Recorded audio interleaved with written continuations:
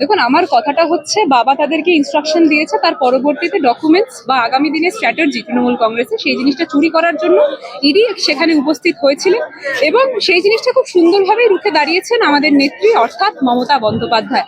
আজকে যেই ভিড়টা আপনারা সকলে দেখলেন, সেই ভিড়টা দেখার পরবর্তীতে আশা করছি আপনারা সকলেই বুঝে গেছেন যে মমতা বন্দ্যোপাধ্যায়ের একটা হুঙ্কার, তার পরবর্তীতে গোটা কলকাতা, গোটা বাংলা কিন্তু রাজপথে নেমে যায় এবং সেই দৃশ্যটা সাক্ষী আজকে প্রত্যেকটা ব্যক্তি আমরা হলাম। প্রত্যেকের কণ্ঠস্বরে জয় বাংলা স্লোগান, অর্থাৎ যেই স্লোগানটা শোনার পরবর্তীতে বিজেপির সকলের মনে হয় যে যারা জয় বাংলা বলছে তারা নাকি দেশদ্রোহী, তারা নাকি রোহিঙ্গা। আজকে এই প্রত্যেকটা ব্যক্তির কণ্ঠস্বরে আমাদের মাটির জয় জয়কার কিন্তু উঠে আসলো এবং বারবার যখন আমরা এই কথাটা বলি যে যতই করো হামলা আবার জিতবে বাংলা, সেই দৃশ্যটা অলরেডি একটা ট্রেলার হিসাবে দিদি যখন রাস্তায় নামলেন, অর্থাৎ 8B বাস স্ট্যান্ড থেকে শুরু করে হাজরা মোড় পর্যন্ত আমরা অলরেডি দেখে নিয়েছি। এবং আমি মনে করি যে শুভেন্দু অধিকারীর কথার মাঝখান থেকে বহুবার তো আমরা আইপ্যাক আইপ্যাক আইপ্যাক আইপ্যাক শুনছিলাম।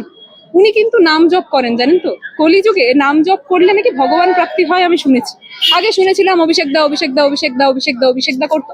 তো আজকের দিনে দাঁড়িয়ে আমি মনে করি যে উনি নাম জপ করতে থাকুন, ভগবান প্রাপ্তিটা আমাদের হবে। অর্থাৎ 2026-এ তৃণমূল কংগ্রেস আবারও একটা বড় সংখ্যক আসন নিয়ে আমাদের বাংলায় আবারও মমতা বন্দ্যোপাধ্যায় সেই শীর্ষ আসনে বিরাজমান হবে।